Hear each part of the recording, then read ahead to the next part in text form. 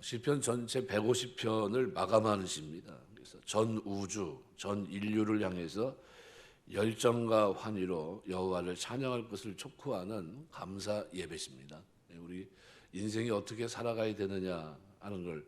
그래서 시편 1편이 여호와의 언약 그 밑에서 율법을 묵상하고 그 말씀에 순종할 것을 아주 잔잔하게 그리고 엄숙하게 가르치고 있다고 한다면 150편은 전 우주적인 여호와 찬양의 환희로 축제를 오늘 본문의 내용을 끝맺고 있습니다. 그래서 150편은 특징적인 것이 10개의 명령형 문장과 1개의 단축형 문장으로 이루어져 있습니다. 찬양으로의 초청을 계속 반복합니다. 찬양의 열정을 불어넣고 있고 특별히 6절 말씀에 가서는 호흡이 있는 자마다 여호와를 찬양할지어다 마침표를 찍습니다.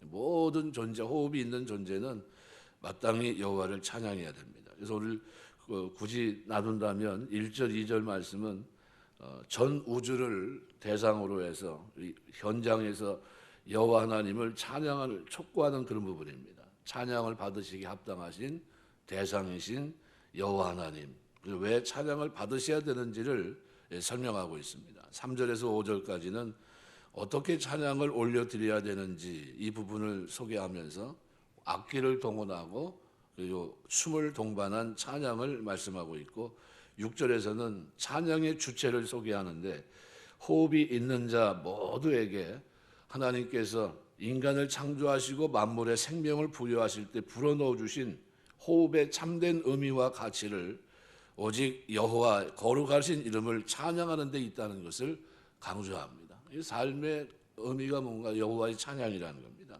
그래서 오늘 1절 말씀에 보면 이렇게 표현합니다. 할렐루야 그의 성소에서 하나님을 찬양하며 그의 권능의 궁창에서 그를 찬양할지어다. 네, 우리가 엄밀히 말하면 이 땅의 모든 사람들은 다 성가됩니다. 하나님 찬양하는 거예요. 만물이 다 하나님을 찬양합니다. 그래서 6절에 찬양할지어다 이 간접 명령형으로 되어 있습니다. 그 나머지 10번은 다 모두 명령형 형태입니다. 그러니까 여호와를 찬양함에 있어서 인간의 몸, 목소리까지 포함해서 10개의 악기가 동원된다는 것과 관련해서도 찬양하라고 하는 명령이 10번 사용된 것에 의미를 부여합니다. 그래서 주석가 가운데 델리치 같은 사람은 히브리인들에게 있어서 10은 완전한 결론의 수, 완성의 수인데 이것을 염두에 두고 찬양의 중요성을 강조하기 위해서 의도적으로 찬양하라는 명령을 10회 반복했다 이렇게 봅니다. 여러분 이 말이 저도 맞다고 동의합니다. 왜냐하면 하나님은 우리가 이 땅에 살면서 모든 환경 속에서 찬양하기를 원하십니다. 사도 바울이 하나님의 은혜를 입고 그 다음에 이제 하나님의 크신 은혜에 감격하면서 이제 역사 무대에 데뷔하기까지 한 10년 정도 자기 고향으로 돌아갔다가 이제 이방인의 사도로서 사역을 시작하는데 어려운 환경이 없었던 게 아닙니다. 굉장히 많은데 사도행전 14장이나 16장 같은 데 보면 뭐 지금 말할 수 없는 감옥에도 갇히고 뭐 힘들잖아요. 그런데 모든 심지어 귀신을 쫓아낸 것 어린아이가 움직이지 못했던 안진뱅이 남에서부터 안진뱅이 된 사람을 고쳐주는데 사람들이 신적으로 야 저 신 아니냐 하늘의 신이 사람의 몸을 입고 나타난 거다 하면서 막 이렇게 추앙하려고 할 때도 어떻게 해요? 옷을 찢으면서 아니요 우리는 당신과 같은 성정이 같은 사람입니다 하면서 찬양은 누구만요? 하나님만 받으셔야 됩니다. 그래서 그렇게 얘기했거든요. 사도행전 16장에 가서도 뭐예요? 빌립보 교회가 탄생하게 된 그 원인, 그죠? 감옥에 갇히게 된 원인도 결국은 하나님의 뜻대로 가라고 해서 그렇게 된 건데 그 환경 속에서도 매를 맞고 옥에 갇혔는데도 찬양을 하고 있습니다. 그러니까 자기 주어진 모든 영역 속에서 바울은 오로지 찬양입니다. 찬양. 이것은 그의 삶이에요. 그냥 뭐 좋은 환경이 있으니까 찬양하고 좀 힘든 환경이 있으니까 울고 있고 이런 모습이 아니라 그냥 모든 환경에 찬양이에요. 찬양. 찬양이 그의 삶에 저 사람 왜 저렇게 살지 싶을 정도로 모든 어떤 일을 만날 때마다 그 속에서 영광을 받으셔야 될 분은 하나님입니다. 내 삶을 통해서 내 존재가 내 호흡이 이 땅에 있는 동안에 하나님의 복음과 함께 나아가는 걸음 속에서 온전히 하나님만 영광 받으셔야 된다는 거예요. 그 모습이 있어요. 그래서 그 모습을 가지고 달려가고 이 복음의 영광을 위해서 자기 목숨을 조금도 귀한 것이 여기지 않습니다. 그래서 이 부분을 설명하면서 다윗의 이 장면 1절에 보면 시인이 찬양을 촉구하되 찬양의 대상, 찬양의 장소를 먼저 말씀합니다. 찬양의 대상은 누구냐 하면 하나님, 야흐 엘 이렇게 되어 있습니다. 야흐, 우리가 할렐루야 너희는 여호와를 찬양하라라는 말로 직역이 되는데 할렐루 야흐 되어 있습니다. 야흐란 말은 여호와를 말합니다. 그래서 여호와 단축형입니다. 그래서 스스로 계신 자, 출애굽기 3장 14절 모세 앞에서 나는 스스로 존재하는 자다 하는 거죠. 당신의 백성과 언약을 맺으시고 언약을 신실하게 지키시는 분을 강조할 때 쓰는 단어가 여호와예요. 야흐라는 단어예요. 할렐루 야후. 너희는 여호와를 찬양하라. 여호와를 찬양하는 겁니다. 그리고 또 하나의 이름이 엘, 힘, 하나님입니다. 힘센 것, 우두머리라는 그런 의미를 가지고 있습니다. 강하고 능하신 하나님, 만물을 창조하시고 운행하시고 섭리하시고 하나님의 전능성, 하나님의 절대 주권을 강조하는 호칭이 엘입니다. 이 두 단어를 썼습니다. 마지막 장면에 가서 하나님은 누구냐? 전능하신 하나님, 모든 것을 창조하시고 섭리하시고 운행하신 하나님, 또 하나님 어떤 약속을 하시고 약속을 신실하게 이끌어 가시는 여호와 하나님, 이 두 하나님입니다. 찬양의 대상을 말한 겁니다. 찬양의 장소는 성소와 궁창으로 이렇게 표현합니다. 그래서 성소에서 하나님을 찬양하며 그 권능의 궁창에서 그를 찬양할지어다. 이 성소는 하나님 임재의 상징적인 처소입니다. 하나님의 은혜를 베풀기 위해서 택한 장소인 예루살렘 성소를 나타낸 것으로 보입니다. 이 시인은 하나님을 찬양하되 특별히 예배 처소로 정해진 곳에서 찬양할 것을 촉구한 겁니다. 우리가 교회 와서 왜 찬양을 합니까? 찬양을 좀 줄이면 안 되겠습니까? 뭐 이렇게 얘기하시는 분이 있었어요. 그래서 교회가 존재하는 한은 찬양은 줄일 수도 없고 제가 볼 때는 더 늘려야 될 것 같은데요. 그래서 이제 청년들이 찬양을 하는데 전혀 못 알아듣는 찬양을 하고 있지 않습니까? 이렇게 해서 제가 그랬어요. 그걸 배워서 해야죠. 그러니까 저도 잘 모르거든요. 저도 찬양에 대해서 젊은 이들이 하는 찬양을 잘 몰라요. 그래서 제가 뭐라 그랬냐면 저희 딸한테 그랬어요. 요즘 젊은 사람들이 복음성가 부르고 하는 거를 아마 좀 담아줘라 내가. USB에다 좀 잔뜩 좀 담아줘라. 내가 차 타고 다니면서 왔다 갔다 하면서 들어야 되겠다. 그리고 들었어요. 계속 그냥 반복해서 듣고 하다 보니까 알겠더라고요. 찬양을 계속 듣다 보니까 귀가 좀 열리고 그 다음에 좀 따라 부르게 되고 그러면서 나중에 자막을 보면서 제대로 부르니까 저 찬양이 저 찬양이구나 하면서 이렇게 배우게 되고 그러면서 저도 이제 아는 거죠. 저는 뭐 특별하게 그 찬양을 재주가 있어서 이런 게 아니거든요. 우리가 찬양에 대한 열정을 가지고서 이제 왜냐하면 하나님 찬양하는 건데 모두가 하나가 돼서 찬양하는 건데 좀 모르면 배우는 겁니다. 자꾸 배워서 궁창은 하나님의 영광을 반영하는 장소입니다. 그래서 시편 19편 1절 보면 바로 그런 부분 하나님께서 모든 것을 다스리시는 곳으로 땅의 예루살렘 성소와 대조되는 하나님의 거처인 하늘을 나타내는 것으로 주로 상징적으로 말합니다. 하나님이 계시는 모든 곳에는 하나님을 찬양해야 된다. 하늘과 땅, 그죠? 전체를 말합니다. 그래서 권능의 궁창이 의미하는 것처럼 백성들은 이스라엘 백성들 전체는 하늘의 성가대로 초청하고 있는 겁니다. 여러분 나팔, 비파, 수금을 불고 하나님을 향해 춤추며 찬양하는 무용단, 현악, 퉁소, 재금으로 구성된 웅장한 오케스트라와 같은 하나님을 찬양할 것을 권면하고 있는 겁니다. 그래서 우스갯소리로 지나가면서 하는 얘기가 아니라 주일날 찬양대가 찬양 못하면 진짜 뭐라도 들고 와야 되냐면 악기를 하나씩 들고 와서 찬양해야 되는 겁니다. 찬양할 때. 왜냐하면 우리는 마땅히 찬양을 해야 될 사람들이기 때문입니다.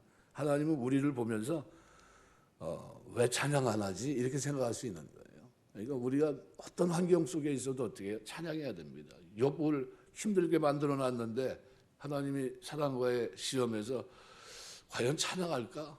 찬양하잖아요. 주신 자도 여호와시요 취하신 자도 여호와시니 여호와 이름이 찬송을 받을지어다. 그 입술로 범죄치 않았다 그랬어요. 그러니까 우리가 입술로 범죄하면 안 돼요. 어떤 환경을 주셔도 그 환경을 주도하시고 섭리하시고 끌어가시는 분은 하나님입니다. 그래서 그 하나님 앞에 내가 드릴 수 있는 건 뭡니까? 찬양이에요. 주신 자도 여호와시요 취하신 자도 여호와시니 여호와 이름이 찬송을 받을지어다. 이게 굉장히 쉬운 것 같은데 쉽습니까? 그건 신앙 고백이 들어가 있는 겁니다. 내 삶이. 근데 모든 게 들어가 있어요. 좋을 때는 찬양이 되지만 슬플 때는 찬양이 되겠습니까? 그래도 찬양하는 거예요. 매를 맞았는데 찬양이 되겠습니까? 하나님 뜻대로 선한 길을 갔는데 근데 돌아온 거는 어떻게 시큰 매 맞고 감옥에 갇힌 거면 여러분 찬양이 나오겠습니까? 이거 내가 이게 뭐 하는 짓이지 뭐 이렇게 할 거 아닙니까? 네. 근데 찬양하고 있더라는 거죠. 그래서 148편 10절에서 12절까지 보면 짐승과 모든 가축, 기는 것과 나는 새, 세상의 왕, 모든 백성, 고관, 땅의 모든 재판관, 총각, 처녀, 노인, 아이들 여호와 이름을 찬양할지어다. 대상이 어떻게 빠진 사람이 하나도 없어요. 다 찬양해야 된다는 겁니다. 모두가 다 성가됩니다. 우리의 숨이 끊어지는 그 순간까지 하나님을 찬양해야 됩니다. 병중에 있어도 찬양해야 돼요. 죽어가는 순간에도 왜요? 하나님이 다 알고 계시니까 13번이나 하나님을 찬양할 것을 종용하고 있습니다. 그만큼 하나님 백성된 우리가 하나님을 찬양해야 된다는 것을 분명히 강조합니다. 누가복음 19장 38절에 보시면 예수님께서 나귀를 타고 예루살렘에 입성하십니다. 무리들이 나와 종려나무 가지를 흔들면서 그죠? 옷을 깔고 찬송하리로다 주의 이름으로 오시는 왕이여 하늘에는 평화여 가장 높은 곳에는 영광이로다 찬양을 합니다. 그때 바리새인들이 예수님의 제자들을 책망하면서 그들의 입을 멈추게 해달라고 청합니다. 저 입을 멈추게 해달라고. 그때 예수님께서 뭐라고 하냐면 단호하게 말합니다. 누가복음 19장 40절에 보면 내가 너희에게 말하노니 만일 이 사람들이 잠잠하면 돌들이 소리 지르로다. 여러분 우리 예수 믿는 사람들이 찬양을 멈추면요. 뭐요? 세상 만물이 찬양하는 거예요. 그만큼 하나님은 우리의 삶에서 찬양받기를 원하세요. 뭐 코로나 아주 힘들어도 우리가 우리 삶의 영역에서 끊임없이 해야 될 것이 뭡니까? 찬송이에요. 찬송. 하나님 집에 있든지 내 삶의 전체를 끌어가시는 그 하나님 앞에 늘 찬송하시기 주의 이름으로 축원합니다. 하나님 앞에 찬양 드리는 것은 우리가 마땅히 성도로서 드려야 될 마땅한 바입니다. 오늘 2절 말씀에 보면 이렇게 표현합니다. 그의 능하신 행동을 찬양하며 그의 지극히 위대하심을 따라 찬양할지어다. 하나님만이 영광과 존귀를 받으시기에 합당하다는 거예요. 이 능하신 행동이란 말은 영웅적인 승리 또는 영웅적인 용맹 이런 것들을 말합니다. 히브리어에서 영웅이라고 하는 말은 주로 전쟁에서 큰 공적을 세운 사람들을 가리킵니다. 사사기 6장 12절이나 사무엘상 17장 33절 영웅이에요. 그런데 이 능하신 행동이라고 하는 것은 영웅이 행한 놀라운 기적과 용맹을 일컫습니다. 다시 말해서 하나님께서는 세상과 인간을 창조하신 분일 뿐만 아니라 이스라엘을 애굽에서 구해내셨고 광야 40년 동안 그들을 인도하셨고 모든 대적에게서 구원을 해낸 분이라는 것을 상기시키면서 그분을 찬양하라고 선포하고 있는 겁니다. 여기에는 이 세상에서 그 누구도 하나님에 비할 때 영웅이라고 할 수 없고 오직 하나님만이 세상의 유일한 영웅이라고 하는 분명한 선포가 담겨져 있는 겁니다. 우리 영화 보면 배트맨 이 영웅이 아닙니다. 사람이 그려놓은 거죠. 진짜 영웅은 뭡니까? 예수님밖에 없어요. 하나님밖에 없는 겁니다. 그래서 유일한 영웅입니다. 그래서 인간은 신이 아닙니다. 사람들은 조금만 저기 하면 신을 만들려고 했고 구약의 모든 이 역사 속에서의 임금들이 자기를 신격화하는 걸 좋아합니다. 사람들은 신처럼 떠받드는 일을 해왔고 심지어 그들 자신이 스스로 그 같은 요구를 사람들에게 하기도 했습니다. 그러나 인생의 모든 역사는 하나님의 섭리와 주관 아래에 있습니다. 그래서 역사는 인간들의 이야기지만 인간을 통해 행하신 하나님의 사역을 기록한 겁니다. 따라서 자기를 높이면 그 순간 망합니다. 그래서 사도행전 12장에 보시면 헤롯이 왕복을 입고 좌정해서 백성들에게 연설을 합니다. 그때 백성들이 그의 소리를 들으면서 뭐라고 얘기합니까? 이것은 신의 소리이며 사람의 소리가 아니다. 그런데 그 말이 자기에게 합당한 말입니까? 아니잖아요. 이미 하나님의 성령을 통해서 백성을 구제하는 일들이 다 진행이 됐던 것이고, 이거는 마땅히 영광 받으실 분은 하나님인데, 그거를 자기가 영광을 받을 존재처럼 어떻게 해요? 그냥 거들먹거렸어요. 그 순간 어떻게 됩니까? 그 영광을 하나님께 돌리지 않은 영광으로 주의 사자가 칩니다. 그래서 충이 먹어 죽고 말아요. 근데 그 사람 그렇게 죽었는데, 그 사도행전 12장인데 14장, 16장 같은 데 보면 사도 바울이 나와요. 어떤 일을 행했는데 자기는 신격할 때 어떻게 해요? 옷을 찢고 나가서 아니라고, 이 일에 영광 받으실 분은 하나님이라고 하나님을 높입니다. 그죠? 사도행전 16장에서 매를 시큰 맞고 감옥에 갇혔는데도 찬양하고 있어요. 완전히 대조되는 겁니다. 영광을 받는 주체가 아니라는 사실을 알고 있는 거예요. 우리 예수 믿는 사람들은 이제 하나님만 영광 받으시면 되는 겁니다. 그 하나님만 높이시면 되는 거예요. 내 삶에, 내 인생에 내가 호흡이 있는 동안에, 내가 숨이 끊어지는 그 순간까지 내 삶을 통해 고난이 됐든 고통이 됐든 환난이 됐든 어떤 환경이 됐든 그 환경에서 찬송을 받으실 분은 하나님이에요. 그 능하신 하나님을, 그래서 능하신 행동을 찬양하고 그의 지극히 위대하심을 따라 찬양하지. 하나님이 행한 모든 일들을 곱씹어 보라는 거예요. 그리고 살아가는 내내 어떻게 해요? 찬양하는 겁니다. 그럼 신약 그리스도 안에서 우리가 찬양할 것이 뭡니까? 예수 그리스도의 사역에, 십자가의 고난과 죽음, 부활, 그리고 우리에게 보내주신 성령을 통해서 이 땅에서 하나님의 신의 성품에 참여한 거룩함을 이뤄나갈 수 있도록 이끌어주시는 하나님, 이 질그릇에 보배를 담게 하시고 상상하지도 못했던 길을 걷게 하시며 하늘의 영광을 누릴 수 있는 축복을 주신 그 하나님 앞에 우리가 드릴 수 있는 가장 아름다운 것은 뭡니까? 찬양이에요. 너무나 감사합니다. 하나님, 제가 뭔데 이런 은혜를 저에게 주십니까? 깨닫는 것만 해도 감사한데 이 길을 걷게 하실 만한 힘과 능력과 은혜를 주시니 감사합니다. 이게 예수 믿는 사람들의 삶입니다. 여러분, 저와 여러분의 삶 속에 이 찬양이 넘치게 되시길 주의 이름으로 축원합니다. 아주 결론부 끝나는 부분에 진짜 제일 중요한 시간인데 새벽에 늘 나오시는 분이 많이 안 나오셨어요. 꼭 이상하더라고요. 꼭 오늘 내 꼭 중요한 때는 꼭 나오셔야 되는데 하는 그 부분 안 나오세요. 희한한 일이에요. 그만큼 영적으로 말하면 사단은 그렇게 역사합니다. 중요한, 진짜 중요한 메시지가 전달될 때는 어떻게 해서라도 그냥 수단 방법 가리지 않고 재워요.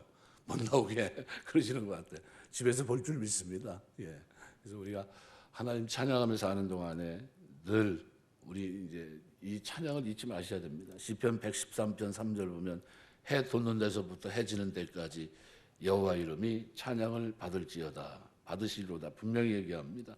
또 요한계시록 15장 말씀에도 보시면은 4절 이렇게 표현합니다. 주여 누가 주의 이름을 두려워하지 아니하며 영화롭게 아니하니까 오직 주만 거룩하시니이다. 주의 의로우신 일이 나타냈음에 만국이 와서 주께 경배하리이다 하더라. 이렇게 기록하고 있습니다. 우리가 살아가면서 비록 작은 영광, 찬양의 소리를 한다 할지라도 인간이 받으시기에 합당한 찬양이라는 것은 존재하지 않습니다. 그래서 찬양할 때는 내가 찬양하는 사람이지 찬양을 받는 사람이 아니에요. 착각하면 큰일 납니다. 교회에서 성가대가 찬양을 하면 같은 내 마음을 같이 거기에 플러스 시키는 거지 그 찬양을 받는 주체가 아니에요. 우리는 뭐예요?